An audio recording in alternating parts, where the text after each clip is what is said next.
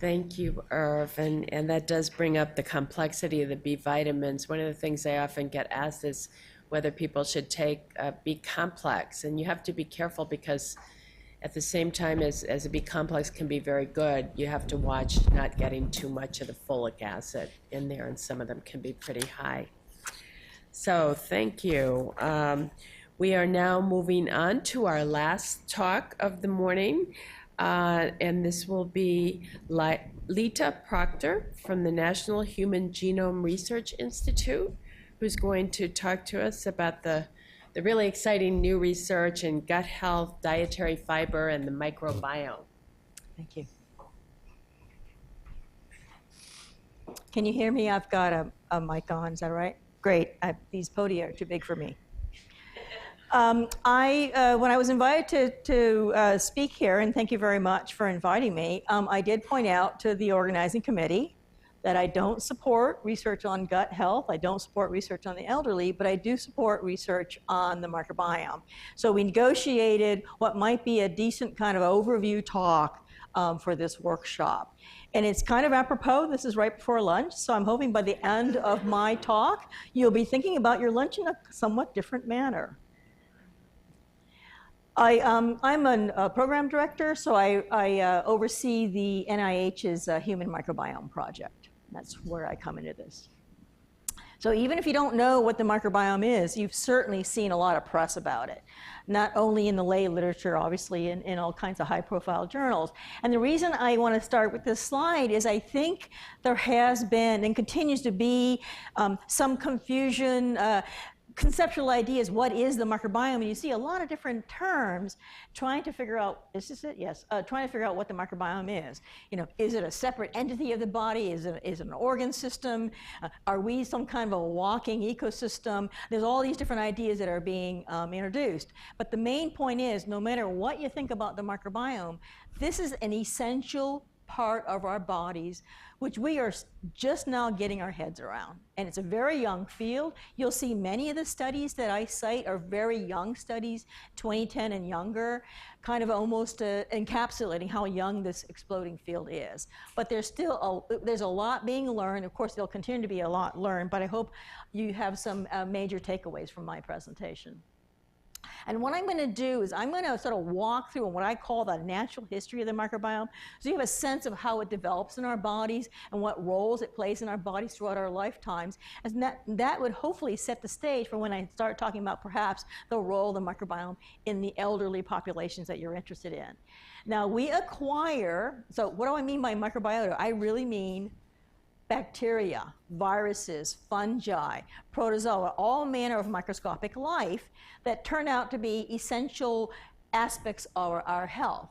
And it's understood that we acquire, like we acquire our genes from our parents, we acquire our microbiome anew each generation. How does that happen?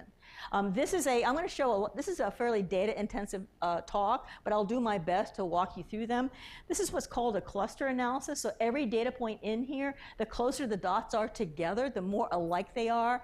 And this kind of cluster analysis basically collapses down really complex data sets to look for relationships. And this study was used to describe, they measured the mother's microbiome, in her mouth, in her vagina, and on her skin, and they in turn, that was an odd thing, they in turn then looked at the baby's delivery mode and what its initial microbiome looked like. So, there are basically two modes of birth, right? There's vaginal birth and there's cesarean birth. So it kind of makes the study simple. But look at this. Babies that are born vaginally acquire their mother's microbiome primarily from the vagina. In fact, over that 9-month gestation period, the pregnant mother's vagina's microbiome changes and sort of poises and waits for the baby to pass through for that initial inoculum. However, babies are microbe magnets. People have heard me use that phrase before. So even when a baby is born cesarean, so it doesn't come into any contact at all with the vaginal microbiome, they still acquire microbes. Their nature meant for them to acquire them, and so they acquire them primarily from the skin, not only of the mother, but other handlers of the child. So whether the child is born cesarean or vaginally, they are microbe magnets, so they're going to acquire microbes, right? In the uterus, they're primarily microbial free, but the way nature meant is for them to acquire microbes. So they obtain their initial inoculum from the mother. But there's actually a whole process that happens, and happens over the first couple of years of life. This is another kind of effort to collapse really complex data. Don't worry about not being able to read the legend. Just look at the color bars. These are different types of microbes, families of microbes, if you will, over time in the baby. So the meconium is that first excrement over the maybe roughly little less than 2 years of life. And what I want you to see here is you see there's a lot of this blue type microbe, and there's a lot of noise as the baby has sort of these successional waves of different microbes that move in and colonize every surface of the baby, every epithelial surface, gut lining, skin, mouth, anus, everywhere, okay, over the first couple of years of life. But what you start to see after about a year in is that those colored bars start to stabilize. So there's actually a microbial succession that occurs over about the first 2 years of life of every infant, every newborn. And number 3, that microbiome that's forming in the young, in the infant, becomes very adult-like in makeup and composition over those 2 years. So this is actually the correlation of the makeup of the microbiome against the adult. In this case, the adult is the mother. And what they've done is sort of tracked its makeup over time. There's some noise, but after roughly that same period of time, that child's microbiome has become very adult-like. This is a critical, essential process, happens in all of us, happens generation after generation after generation. And it's a required procedure. Remember, at the same time that's happening in the baby, that's also when the baby is developing its immune system. So this is just simply tracking, different phases of life. When they're first born, they have a kind of passive immunity, which is acquired from the mother. But as the adaptive immunity system is developing, that's also happening in the background also as the microbiome is maturing. And in fact, that's an essential aspect of our immune development. We require these microbes in order to be able to figure out what are beneficial microbes that our body needs, and then those microbes signal to the developing immune system self versus non-self. So now the new definition of self when it comes to the immune system is not only the host's immune system development, but the makeup of the microbes that are colonizing the infant in those first 2 years of life. And let's bring some evolution in this, because in fact we have co-evolved with our microbes. Okay? The immune system simply cannot mature without specific bacteria. I'm using bacteria as my example, but those aren't the only ones. Some of these microbes play a critical role because they induce host pro-inflammatory response to protect the body against invading pathogens, but they also adjust the system. Other microbes actually induce host anti-inflammatory response to basically restore immune system balance. And this is just a very beautiful picture, just got published about a month ago, of this is not colorized, this is using certain fluorescent dyes. This is the host cell wall. There's a very important physical protection between the microbes that live in our gut and our cells, and it's this mucus layer, and you see this very rich, dense community of microbes that have populated our guts. And this is not an accident. All these are crosstalk with the host, and that's why there's such an intimate relationship between the microbes that live in our guts and our host cells. This is only about a 50 micrometer distance between the cell surface and the microbes. Another example of how we co-evolved with our microbiome, it turns out that it's not a random process. There are specific receptors on our gut epithelium, on every epithelium, that are required to be present in order for these microbes to be able to colonize. Okay? This is a beautiful cross-section of the gut. Here's the gut surface. And these are in mouse studies, so they've done some knockouts where they've removed the host receptors. And without the presence of those host receptors, microbes can't colonize. So specific receptors on the gut lining attract and or are critical to allowing a microbial colonization. And in fact, just recently, there have been some studies to demonstrate that human genetics plays a major role. It's not, again, a passive or random process. Here's an example. I believe this is the Twins UK study, so it's quite a large cohort, comparing monozygotic twins against dizygotic twins against other members of the population. So monozygotic, just to remind you, is twins born from one egg, and then dizygotic is sort of the normal twinning. And what you see here, and these are statistically relevant, different, that monozygotic twins have more similar microbiome makeup than dizygotic twins than other siblings or other members of the population. And one more thing, this is extremely cool. This study that was done by Goodrich et al. By the way, all my slides have citations, so if you're interested, you email me and I'll send you the link to the paper. What they found is not only do monozygotic twins have more similar microbiomes than dizygotic twins, but they found that there were particular, what they call heritable members of the microbiome community, particular ones that are most intimately associated with humans. And here's one example. There's one type of species of microbes called Christensenella, and it appears to be more closely associated with the lean BMI population than the obese population. Basically driving home the point of the major role of the microbes in potentially causing obesity. So, here are all the ways that at least the microbiome scientific community is thinking that the microbiota regulate our health. And they actually interact. So the microbiome and the host interact to regulate our health.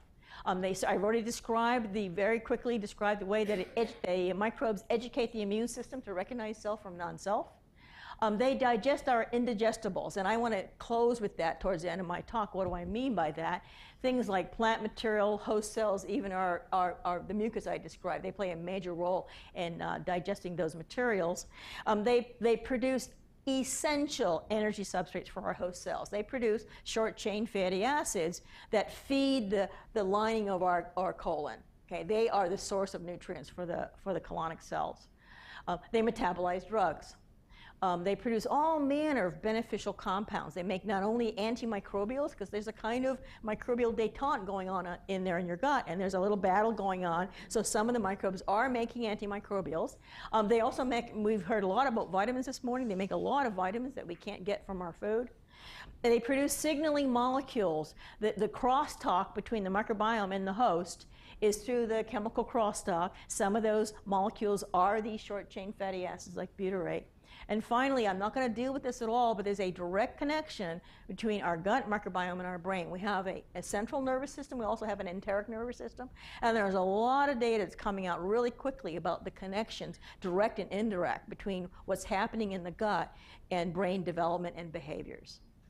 Okay, and if you want to hear about that, I can come back at another time and talk about it. Now, I really want to, this is probably my biggest message.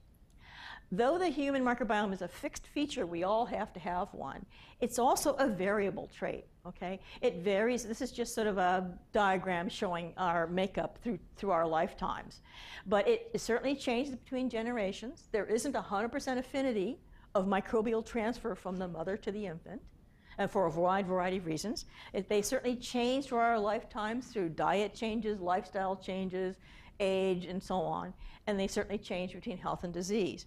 And that's actually really important, because unlike the human genome, no matter what we hear about stem cell research and so on, the microbiome is naturally mutable, and that mutability property is the key property that we can use to exploit to support health and potentially treat disease. That's probably my biggest message here.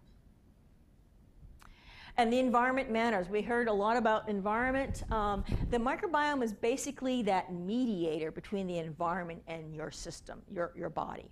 So diet obviously is a very important environmental factor, and it's because the microbiome digests our diet, converting it to essential molecules and so on. And let me just give you a couple examples of how this is, what the role is of the microbiome. And I really love this South Dakota Hutterite study.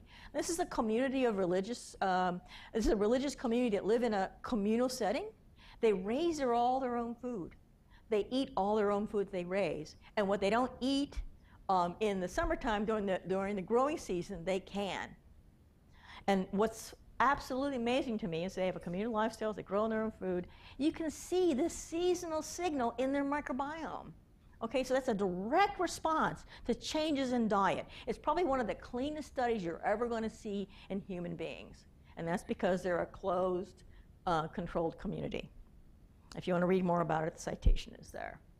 So the point here is the diet and the microbiome are interacting, right, to produce this seasonal signal. And to my mind, that's a major message about the role of the microbiome in responding to the environment and being that mediator of the environment. Now, as I was talking to Gordon and others on the organizing committee, since I don't support elderly studies, we debated about what to present. So I'll present a little bit of work, probably the best work in the world on the elderly and the microbiome. It's in Ireland, and the beauty of that, of course, in Ireland, unlike in the US, they have a national health system. And so when they do cohort studies, they can track these people throughout their lifetimes. And when they move and they go into assisted living, they can track them all. So this famous study, which wrapped up recently, is called the ElderMet Study for Elderly Metagenomics, and it's the Irish Microbiome Initiative. Here's the link. There's a rich trove of data and studies in that link, and I invite you to go there. And their interest was in trying to understand, like we recognize here in Ireland, their population was getting older and older and older, but many of the microbiologists realized we're missing a factor when we're trying to track what is healthy living in Ireland. And so they wanted to start studying the microbiome, and they had the ability to study what I call free living elderly, the people that live out in the community, versus ones who may have periodic health care versus ones who live in assisted living. So let me just try to show you some of those data. So in the elderly, the environment matters again. And they measured the microbiome of a wide variety of elderly, and this is a kind of a cluster analysis. It doesn't look too clean, but I'll show the data to you in a minute. But let me just show you the coding. They looked at elderly, and their definition of elderly was 65 and older. I'm sure they subcategorized beyond that, but I don't recall what they did. But they have the free living or community dwelling elderly. They have those who went into day hospitals. There are those, the orange, so the green is community, the yellow is day hospital, the orange are those who had to go through some kind of rehab facility, and finally the reds are those who are finally committed to long-term stay. And the purples, which you can see sort of spotted throughout here, were their healthy controls. And what you'll see right away is there's a very clear distribution of microbiomes in healthy elderly versus, or difference between microbiomes in healthy elderly versus microbiomes living of those elderly living in long-term stay facilities. And there's, of course, a little bit of noise in between. What's interesting is the healthy elderly who live free living in the community, their microbiome was very similar in makeup to the young, healthy control population in this study. Okay, so the microbiome could very well be an excellent marker or integrator, I think that's the right word, for all manner of aspects about health. Environment matters again. The same group also wanted to track diet. So they wanted to look at if there was a relationship between microbiome composition in their various elderly populations, in this case, free living or community yellow and day hospitals and red and long-term stay. And here's a very clean separation between these three populations. You can see that the ones in long-term stay had a very different microbiome makeup than those that were free living. The food data was not as clean cut, and you know this when you just talk about like typical food categories. When you just name a food, you're not really capturing what its essential components are. So that the data on just looking at the foods, it wasn't nearly as clean. Okay, you can't really tease out whether the green population was eating certain foods over the others. However, another study took that data and started to look at one particular component, and that is dietary fiber. So they took that same study and analyzed particular components of it, and let me just go ahead and walk through it. This is the frail population, and then this is the free living, healthy community dweller population. And what you found is when you analyze their dietary fiber makeup, the free livings tended to have low fat and high fiber diets, or even moderate fat and high fiber diet. The key factor there being high fiber. And the ones that were in long-term care tended to have, these are the two categories here, moderate fat or high fat, but in both cases, low fiber diet. So the integrating factor or the common denominator was the fiber content, okay? So fiber starts to come up in the role of healthy elderly. Now, I want to sort of close this up with one concept. In the microbiome field, there's been a lot of interest because of the relationship between diet and the microbiome of trying to be more precise and more scientific about defining what we mean by foods, food components, and dietary fiber. And we're starting to see this expanded classification of dietary fiber is now falling into a larger class of compounds called prebiotics. Now, I know all of you have heard of probiotics, but do you know what a prebiotic is? Prebiotic is actually a substrate, a non-digestible, meaning non-digestible to the host, compound which through microbial metabolism, so this is a very microbes point of view, microbial metabolism modulates the composition and activity of the gut microbiota. It's that change in composition or metabolism that's the key thing, because that change then causes, can confer some kind of a health benefit to the host. So now we're looking at prebiotic as an umbrella class of compounds in our foods that can have a wide variety of impacts on the microbiota, in turn having an impact on our health. Okay, I'll give you a quick list of foods which fall into this prebiotic definition. Here's dietary fibers amongst a whole array of other prebiotic compounds like fructooligosaccharides, galactose oligosaccharides, human milk oligosaccharides, and so on. Okay, just an example of the foods that we're talking about.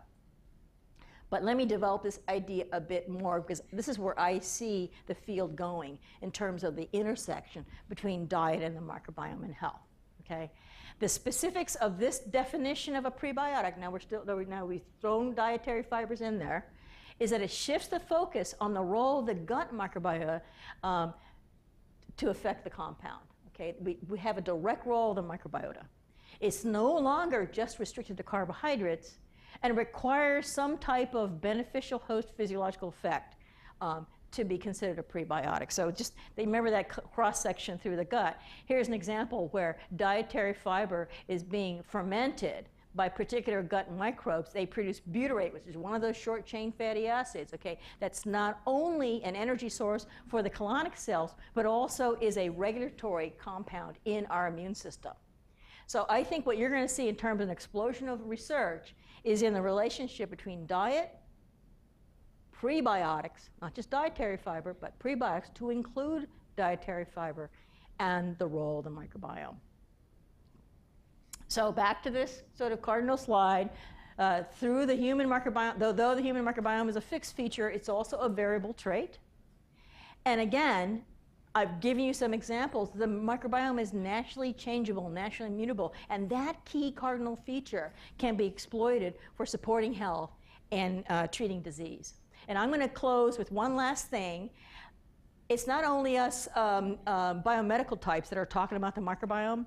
Just this past year, the president chartered a committee of government scientists like myself to conduct an analysis of microbiome research across the federal government.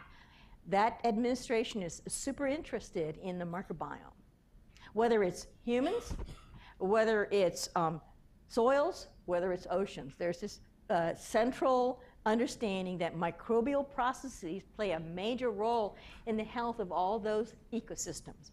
And look at the span of agencies, USDA, Department of Interior, Department of Energy, Department of Defense. Department of Defense is very interested in the microbiome for healthy warfighters and so on.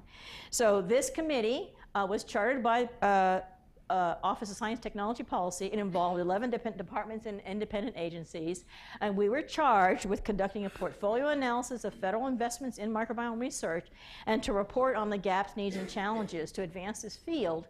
And that our report is going to inform the President's fiscal year 17 budget request. So if you have any interest in the microbiome, understand that you're entering this area at a time that's optimal because the federal government wants to put a lot of additional investment in this field. And that's it. Thank you.